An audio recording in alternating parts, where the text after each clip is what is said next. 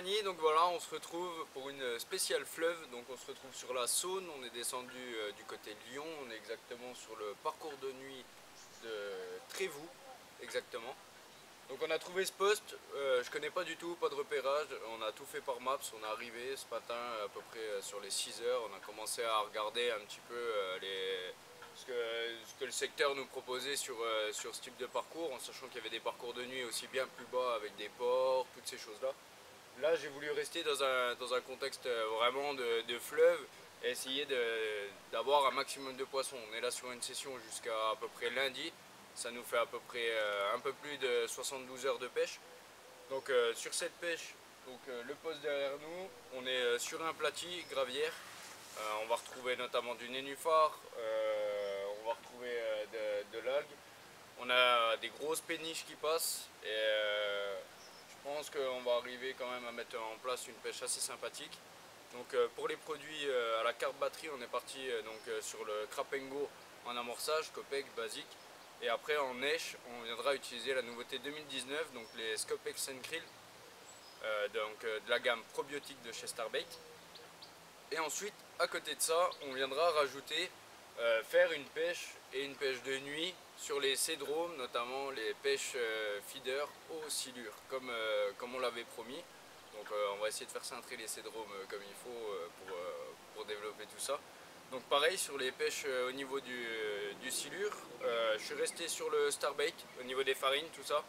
Donc j'ai pris une farine fish meal, une farine fish meal blanc, donc une farine de poisson blanc, et une crayfish, farine d'écrevisse.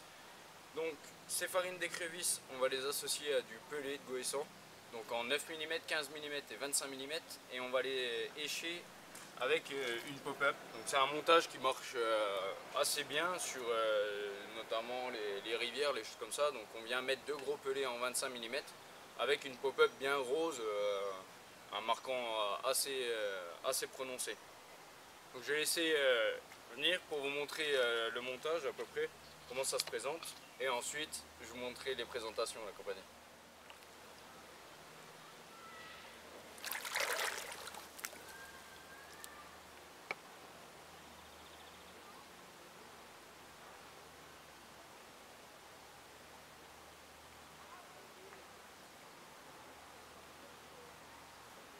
On vous montre tout ça.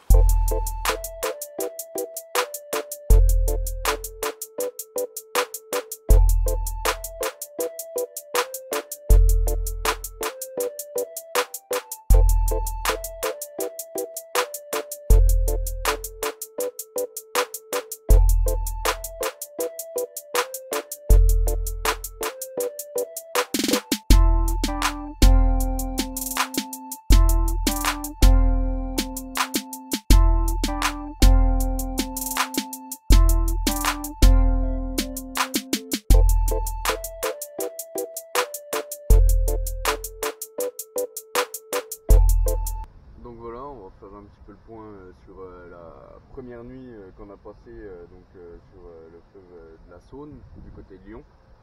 Donc je rappelle, on est sur le parcours de nuit de Trévoux, sur le dessus du parcours. On a rencontré pas mal de difficultés, il y a eu des bateaux de plaisance qui sont passés jusqu'à peu près un peu plus d'1 heure du matin, des tirants d'eau énormes, ça enlève à peu près 1 mètre d'eau sur le bord. Juste derrière nous.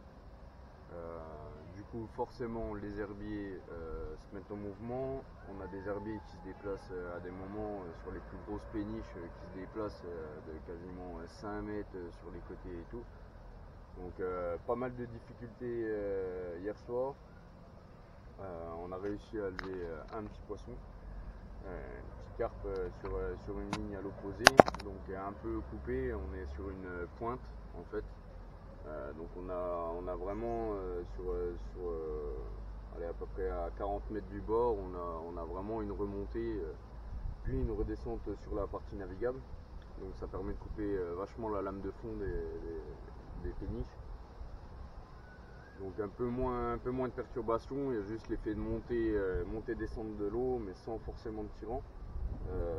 Au contraire de nous, le poste qu'on a choisi, on est vraiment sur la veine principale, on n'a pas cet effet de cassure. Et du coup, c'est vraiment très compliqué. Donc, pour parer à ça, j'ai alourdi forcément mes plombs. Là, on est passé en 280 grammes. Alors, j'ai plus de soucis du fait que même des péniches avec les tirants et tout, ça arrête de me déplacer les lignes. Reste plus que le souci des herbiers, donc j'ai replacé des lignes à différents endroits, j'en ai décalé certaines parce que les taches d'herbier étaient trop en mouvement, donc je me suis plus rapproché de tâches de nénuphar. Notamment hier, on a réussi à lever 3 poissons dans les secteurs juste derrière moi. Donc on va voir si on arrive à les faire rentrer quand même. Il y a pas mal d'activités. Les coups sont quand même chargés.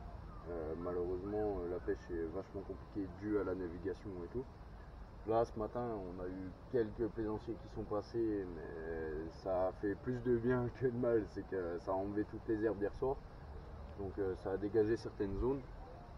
Maintenant, on va voir sur le reste de la journée. Donc on a réamorcé ce matin, on a retendu les lignes, toujours même base, hein, on est resté sur les mêmes amorçages. Donc je rappelle, en amorçage, je dois mettre à peu près 200 grammes par canne de billes, guère plus. Malgré les quantités emportées bien sûr que l'on a, mais comme je dis toujours, je préfère partir avec plus de quantité, parce que ça m'est déjà arrivé dans des sessions, notamment des grosses sessions comme ça en fleuve ou en rivière ou autre, à se retrouver 48 heures après sans pouvoir continuer à alimenter ses coups, parce que ici c'est pas une question de quantité. On va pas mettre, je suis pas dans le principe de mettre 2 kilos sur une canne pour dire que ça pêche. Par contre, je suis dans le principe qu'à chaque fois que je vais avoir un départ ou que j'ai de l'activité, je vais venir tout simplement alimenter mon coup. Donc petit à petit, forcément la pêche se construit, et plus on vient alimenter ses coups et voir un petit peu ses productions. Notamment là, on est sur des platis. J'ai certaines zones où je sais qu'il y a des poissons qui fouillent. J'ai placé quelques billes hier à certaines zones, j'en avais parlé précédemment. Donc il y a certaines zones qui ont été fouillées, d'autres non. Je pense que les platis en sont pour quelque chose. On a regardé un petit peu au niveau des températures d'eau, on a vraiment des couches d'eau complètement différentes. Il y a des fois sur 1 mètre d'eau, on va avoir trois températures différentes. Donc on a plusieurs courants qui se créent, notamment dû aux herbes. Ça vient créer des chenals entre les grosses taches d'herbe ou alors de nénuphar ou autre. Une pêche assez technique. Je suis quand même assez confiant. On a vu du poisson, on sait qu'il y a du poisson sur le secteur. Plus haut, à peu près à 400 mètres plus haut, il y a d'autres carpistes qui sont venus s'installer. Donc dans le bras, eux ils sont vraiment à l'extrémité du parcours. Ils sont installés complètement dans le bras, hors navigation. Donc c'est beaucoup d'herbiers, mais par contre ils n'ont pas cette fluctuation de niveau ou de tirant d'eau vis-à-vis des péniches. On a entendu quelques déroules, je pense qu'il y a 1 ou 2 poissons dans la nuit. Nous ici, ce qui complique la chose, c'est la navigation. On va tenter de s'adapter. J'ai changé notamment une canne, je l'ai passée vraiment on l'a vraiment plaqué avec des backlips tout. Donc on va voir ce que ça peut donner. Les amorçages sont inchangés. Maintenant, il ne reste plus qu'à voir si la navigation va se mettre un petit peu dans notre sens, ou alors que les herbes, notamment les plaques d'herbe qu'on a qui descendent. Alors, on verra si ça se calme ou pas. Après, il y a de l'activité, donc on verra. Je vous retiens, on fera le point, je pense, dans la soirée. On verra, on va remettre en place les cannes, on va regarder un peu comment ça se passe sur la journée, parce que là maintenant toute la journée là, on a déjà fait une nuit. On va pouvoir voir un peu mieux aussi l'activité sur l'équipement de journée. J'irai refaire 2-3 sondes. J'irai sonder 2-3 autres postes. Et après, si vraiment ça se complique, on verra pour éventuellement s'adapter. Hier soir on a pris des gros orages, la pêche feeder on l'a pas effectuée. On va pêcher aujourd'hui un petit peu sur la zone, donc il y a quand même pas mal d'activités. Malheureusement la météo ne nous a pas permis de pêcher cette nuit. Donc on va remettre en place ça sur la journée, on va essayer de faire revenir du poisson.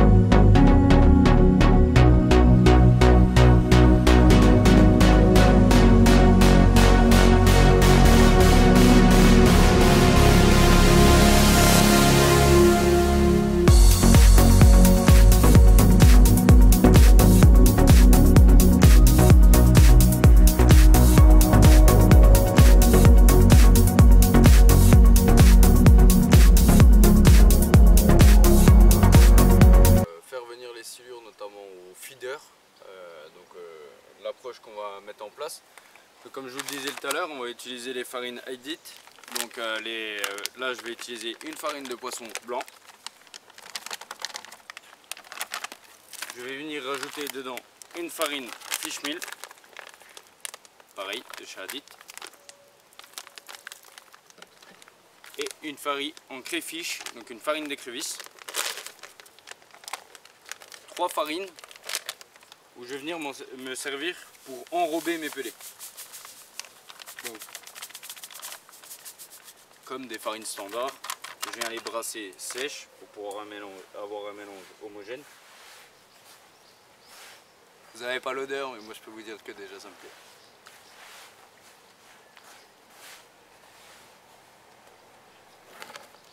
Donc voilà. Donc là-dessus, je vais venir y transférer dedans. Et ensuite, donc là, une fois avoir fait ma base de farine, donc qui va faire mon enrobage de mes pelets, je vais venir donc prendre 2 doses. Donc une dose en 9 mm, une boîte en 9, une boîte en 15 mm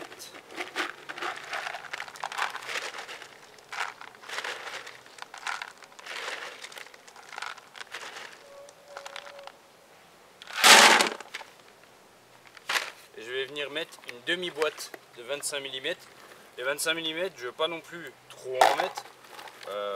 Ils vont pas forcément avoir un impact sur le coup, je vais plus les garder pour pêcher.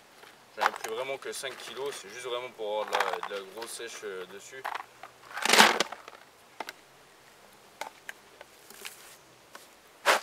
Donc voilà. Un mélange de pelés, donc 3 tailles assez conséquentes pour pouvoir gérer tout type de poisson. Et dessus, je vais venir rajouter une part, une demi-part dedans.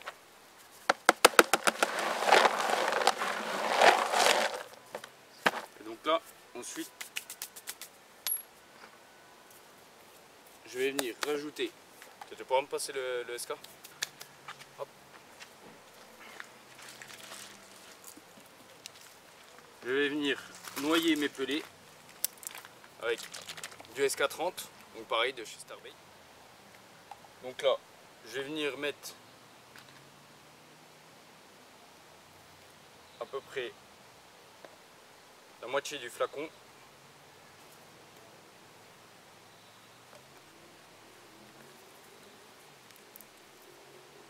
Je vais venir y rajouter un tout petit peu d'eau.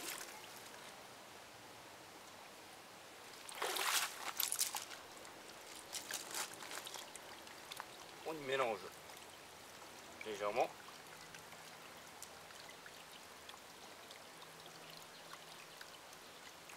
Et ensuite, on vient y rajouter avec ses pelés et sa farine. Alors, je vais venir réhumidifier mes pelés plusieurs fois pour pouvoir créer vraiment un enrobage autour avec les farines.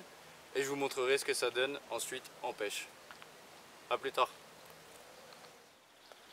Donc là, je vais vous présenter les cannes qu'on a récemment achetées au début d'année pour pouvoir pêcher notamment les gros poissons. Celles qu'on a utilisées notamment dans nos précédentes vidéos à Ménesland. Donc c'est la Cedrome Power Method Feeder en 360. Donc c'est une 6-12 lèvres en 100 grammes. Dessus, on est venu rajouter un Quick Camaro en 660 FD. Pour avoir une grosse contenance de fil, parce qu'au niveau du fil on a choisi un 37 centièmes nylon. Alors par contre il a 17 kg 30 de résistance,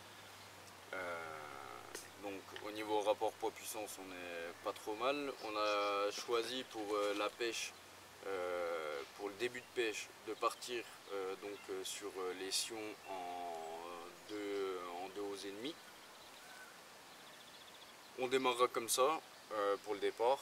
Donc au niveau du matériel qu'on utilise généralement, au niveau corde de ligne principale, sur la Cedrome, voilà, donc un 17 kg en 37 centièmes avec la Cedrome en 100 grammes, je rappelle, 360, 6-12 lebs en méthode feeder. Voilà, donc si vous voulez avoir plus d'informations ou autre, je vous invite éventuellement à regarder la page et aller découvrir aussi notre magasin partenaire, donc JLF Fishing.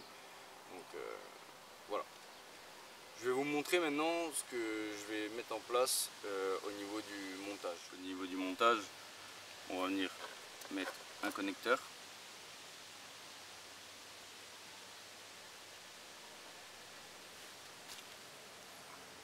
Comme ceci. On va venir rajouter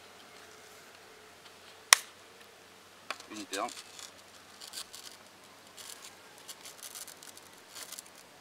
Alors là, les perles, c'est des 4 mm ESP, souples.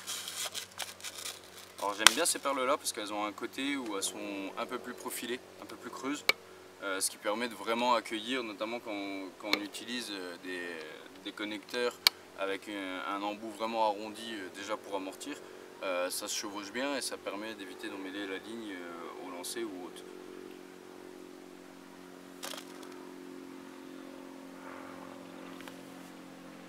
Comme ceci.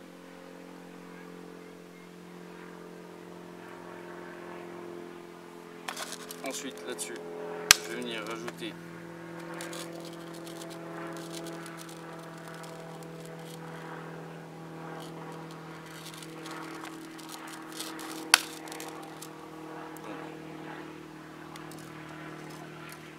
un connecteur de bas de ligne de chez Kourou.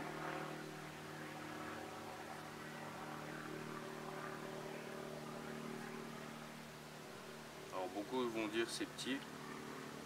Personnellement, j'ai jamais eu d'ouverture, même sur des gros poissons. Après, comme je dis toujours, tant qu'on travaille son poisson et puis qu'on n'est pas acharné sur la canne, et qu'on prend plaisir à faire ce qu'on fait et pas abîmer le poisson qu'on a au bout de la ligne, on peut sortir notamment des gros poissons.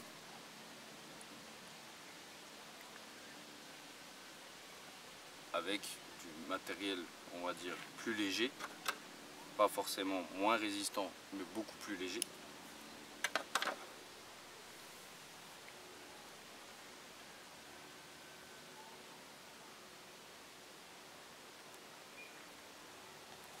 Donc voici comment ça se présente.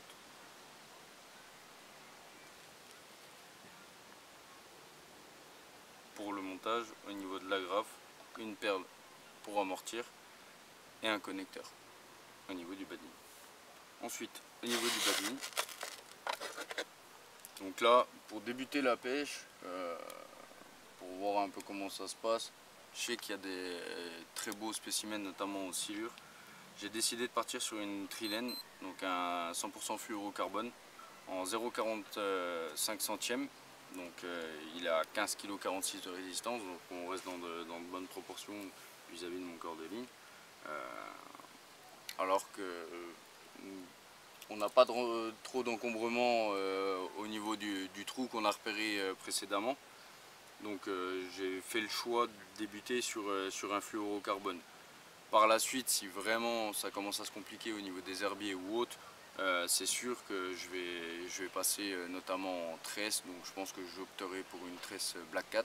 Donc oui, je monterai un bas de ligne tresse, notamment à peine plus long, sur un nylon. C'est juste au niveau du cisaillement, ça me permettra de couper éventuellement pendant un élan ou un combat, couper éventuellement les nénuphars ou les herbes qu'on peut retrouver sur le fond. Alors par contre, pour pêcher comme ça en plein fleuve, j'hésite pas à mettre de la longueur. Je vais mettre à peu près 80 de bas de ligne. Donc ensuite, au niveau des hameçons, pareil pour débuter la pêche, j'ai déjà fait notamment de beaux silures avec ces hameçons là, donc j'utilise les cryogènes de chez ESP.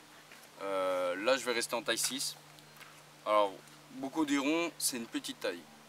Personnellement, même dans la carpe, je vous expliquerai dans la carpe batterie, depuis les années où je pêche, depuis les nombreuses années où je pêche la carpe notamment, en utilisant d'autres tailles comme du 4, du 2, selon les montages, je dis bien selon les montages, je ne bannis pas le 4, je ne bannis pas le 2, loin de là. Je vais les utiliser notamment pour des chugs ou des choses comme ça, mais je ne vais pas les utiliser en montage courant. Je vais préférer utiliser des shanks, d'une part pour régler leur agressivité, parce qu'un tour est un tour sur un shank, et ensuite d'une autre part, parce qu'en 6 ou en 8, sur des petits ou des gros poissons, une fois que l'hameçon est en chair, il reste en chair. Et il n'y a pas de déchirure, il n'y a pas de pointe qui ressort de l'autre côté, et je vais prendre des herbiers ou je vais m'accrocher dans un arbre ou n'importe. Si l'hameçon ne ressort pas, un 6 ne bougera pas, un 8 ne bougera pas, un 2 et un 4, ça m'est arrivé. Ça m'est arrivé aussi sur des 6 et des 8, je dis pas, hein, mais moins courant que sur des 4 et des 2 dans des pêches courantes à fond ou autre, quoi qu'il arrive. Ce que j'ai pu remarquer, moi de mon côté, en ayant fait plusieurs approches, notamment en rivière, en étant au canal, je pêche à peu près dans tout milieu possible, la carpe notamment, et c'est ce que j'ai pu remarquer. Donc on va continuer. Alors, par contre, au niveau du cheveu, vous savez, je ne vais pas faire un cheveu, je veux quand même qu'il reste vacant dans le courant. On est sur la Seine descend derrière nous d'un certain sens, et je veux me servir justement de ce courant-là, d'avoir une èche assez mobile, avec une pop-up comme j'ai pu le montrer au départ. Donc je vais prendre un bout de 30 centièmes.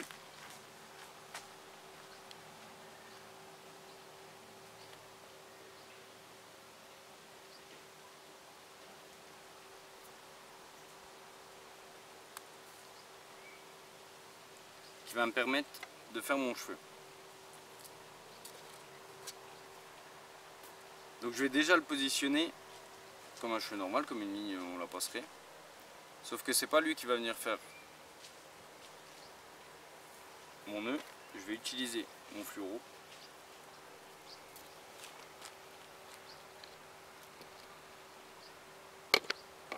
Le passer comme ceci, le mettre au-dessus et là seulement avec mon fluoro je viendrai faire mes tours en faisant attention de ne pas pincer le restant du cheveu, ce qui va nous permettre éventuellement pour certains montages de régler ces èches. Je prépare jamais de bas de ligne à l'avance, mes bas de ligne ils sont toujours faits par rapport au poste que j'apprête à exploiter. Je suis pas le genre de personne à avoir une boîte à bas de ligne pleine. Non, ce sera forcément que des vieux bas de ligne déjà pêchés ou des choses comme ça. Pas de vieux bas de ligne. Voilà, il y a une petite extrémité de fluoro qui me dérangeait. Hop. Donc comme ceci. Voici, donc je vais avoir mon cheveu. Donc là, je vais pouvoir régler en fonction des èches que je vais vouloir mettre. Donc notamment là, je vais vouloir démarrer avec une pop-up de pelés. Donc mon montage, je vais pouvoir le régler. Ensuite, retirer de l'autre côté. Une fois. Donc là, au niveau du montage, je vais utiliser donc les pelés de 25 mm pré-percés que je vous ai montré en glossant.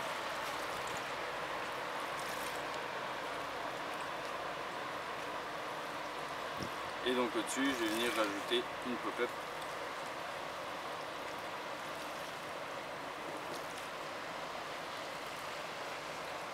Alors, rose de préférence, c'est juste par mimétisme et vraiment pour montrer.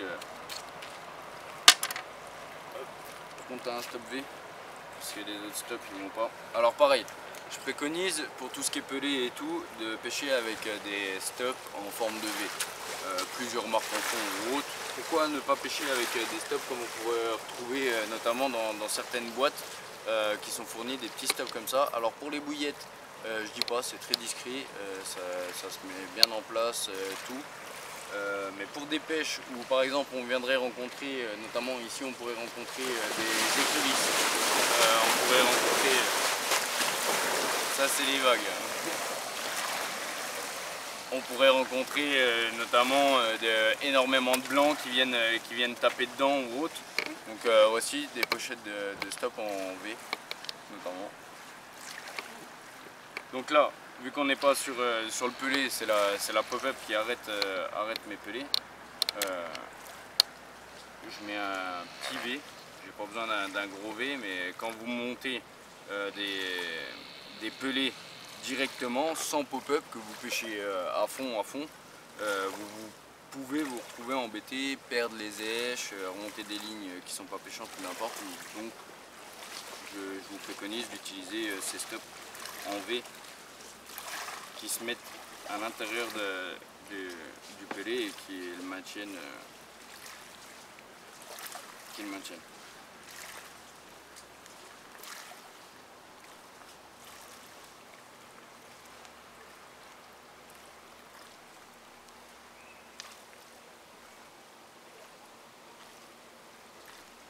Alors pareil, au niveau du montage, quand vous commencez votre réglage, toujours laisser une distance une fois aligné, alors qu'un shank, quand on le regarde comme ça, il est extrêmement agressif. Par contre, si vous l'alignez correctement à votre rêche de base, en laissant toujours retomber sa ligne de l'autre côté, le montage est plus que pêchant. Là, je pourrais le relever un petit peu, je vais vous montrer, je vais brûler les excédents et bloquer ma ligne.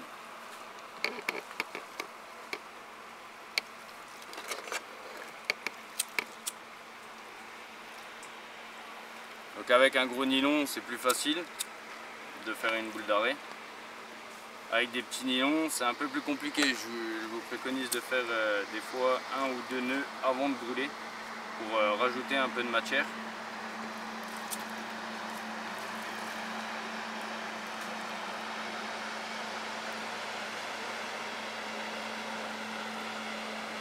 Et voici. Donc là, faut être un peu perfectionniste. On vient brûler l'excédent du reste de fluoro de la ligne.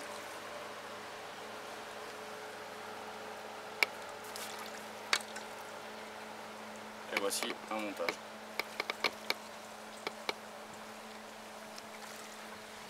Donc qui se présentera dans le fond comme ceci. Donc je viendrai mettre un petit arrêteur derrière, je viendrai pincer un petit arrêteur derrière pour pouvoir garder mon neige comme ceci. Et ça se placera comme ceci dans le fond. Juste décoller, vagant. Donc notamment quand on a des péniches, des bateaux, énormément de bateaux qui passent et tout, à chaque fois qu'ils vont passer, il va y avoir une certaine lame de fond qui va venir se créer et qui va venir justement aider mon neige à avoir du mouvement et par mimétisme, comme une attaque sur une écrevisse ou autre, déclencher une touche sur notre fond. Ensuite, tout simplement au bout, je vais venir faire une boucle. Alors au niveau des boucles, je vais vous expliquer. Je ne fais pas une boucle simple. Je viens faire comme une boucle principale. Je bloque une première fois. Je viens tirer, sauf que je viens refaire un tour autour avant de passer dedans. C'est un peu comme un x8. Ça permet d'aligner la ligne. Et au niveau de ce nœud là, vous n'avez pas la même pression. Et ça évite aussi au fluoro de glisser. Personnellement, pour l'avoir essayé sur plusieurs pêches, avec des fluoros, des nylons, de la tresse ou autre, on a beaucoup moins de risques de glisse ou de casse. Et le nœud, la force au nœud est mieux répartie. Donc ça vous permet aussi de moins avoir de casse pour vous remonter complètement.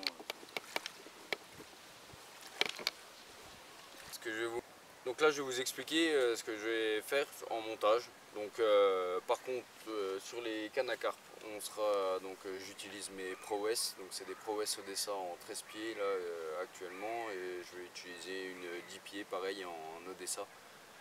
Donc c'est des 10 pieds 3 livres et mes 13 pieds c'est des 13 pieds 3 livres 5. Voilà. Je vous montre au niveau des montages. Donc dessus pareil j'ai mis de la tresse. Là, vu les obstacles et tout, ça sert à rien de monter du nylon, ça va partir une fois dans les herbiers et ça va casser, ça ne nous intéresse pas. Donc de la tresse, pareil sur le bas de ligne. Ensuite, en hameçon, je suis parti sur une taille 6, donc toujours en ESP, Cure-Shank, toujours. Alors, au niveau du montage, je viens par contre mettre un cheveu en nylon. Alors pourquoi? Tout simplement pour avoir plus de liberté, comme certains utilisent du fil dentaire ou autre, pour avoir plus de liberté. Je fais des montages assez simples, basiques, et qui font leur boulot largement. On aurait été dans d'autres conditions, d'autres postes, d'autres sols, d'autres approches, j'aurais pas fait forcément ces montages là. Voilà. Donc là ensuite on vient incorporer son cheveu sur son montage comme une ligne normale. On vient insérer la tresse, on vient faire un nœud sans nœud avec uniquement la tresse.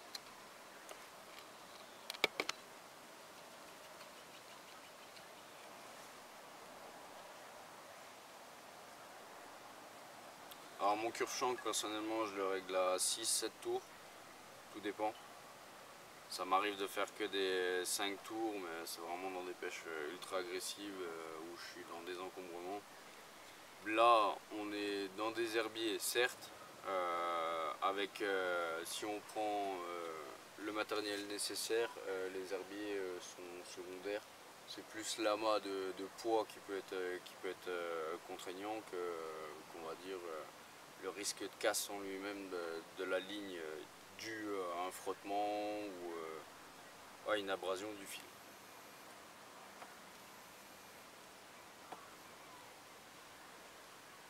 Donc pour la suite, au niveau de léchage, donc comme je vous l'avais expliqué, on va partir sur les Scopex Krill. Donc j'ai pris les pop-up en 14 mm. Alors dans les petits flacons, ils fournissent aussi un contenant de dip. Donc là, moi je vais pas l'utiliser dans ce pot là, sinon je vous conseille de le mettre.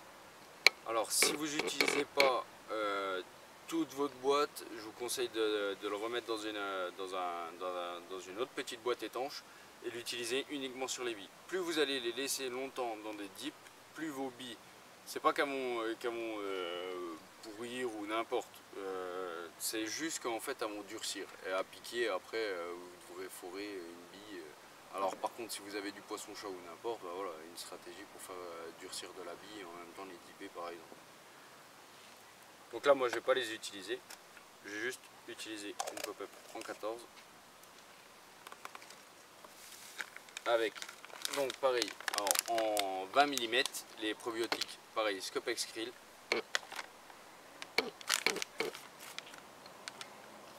Et donc au niveau de léchage,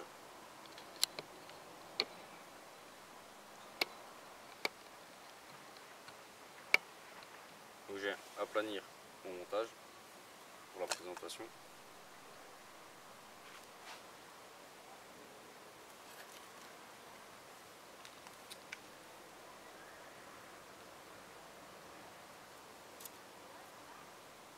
Voilà, un bonhomme de neige, donc une 14 en Scopex Krill avec une 20 mm en Scopex Krill aussi.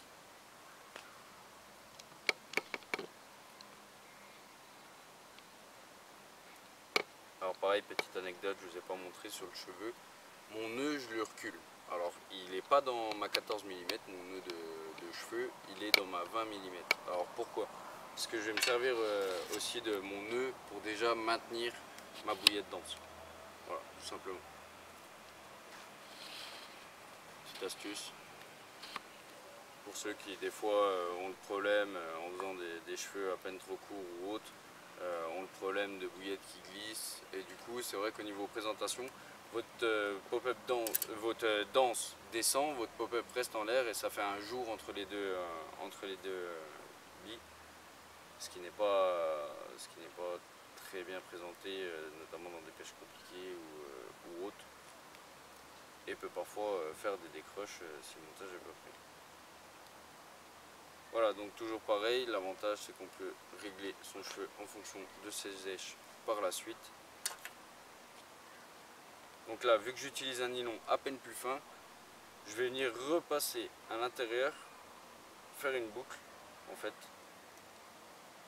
avant de brûler et de tirer pour aligner mon cheveu.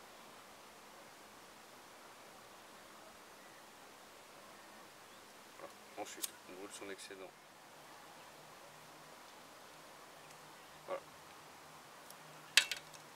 Voilà donc comment va se présenter le montage, tout simplement. Donc on est sur un corps en tresse avec un cheveu en nylon au niveau, pour être le plus naturel possible au niveau de l'aspiration de la carpe. Voilà, je préfère monter sur un nylon et non faire un corps complet, utiliser le même corps que ma tresse. Donc au niveau présentation ça va se mettre à peu près comme ça. Et voilà, on viendra sur les èches, on viendra les tremper donc dans le Boost Glue Scopex Krill, donc pareil de chez Starbait probiotique. Donc on viendra juste les tremper à peu près un quart d'heure avant de lancer, on va venir les insérer dedans, on va les laisser infuser une quinzaine de minutes, vingtaine de minutes, et ensuite nous irons poser les lignes avec un amorçage complémentaire que je vais vous expliquer tout de suite. Alors au niveau de l'amorçage complémentaire, là je vous avais dit que je poserai une canne avec de la graine, donc je vais vous expliquer la canne que j'ai mis à la graine et vous montrer la graine. Donc j'ai mis principalement du cheneville et du maïs, donc là je suis sur une fermentation de 2 mois et demi, 3 mois.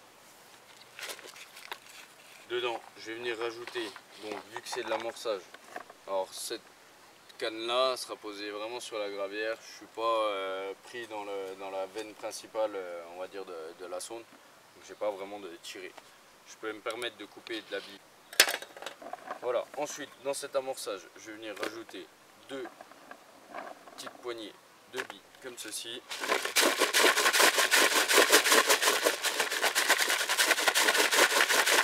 On brasse 2 coups. J'attends à peu près une dizaine de minutes. Je laisse infuser une bonne dizaine de minutes pour que mes billes absorbent aussi un petit peu les excédents de jus de la fermentation de ma graine et puissent aussi les redonner pendant un certain laps de temps où elles seront dans l'eau.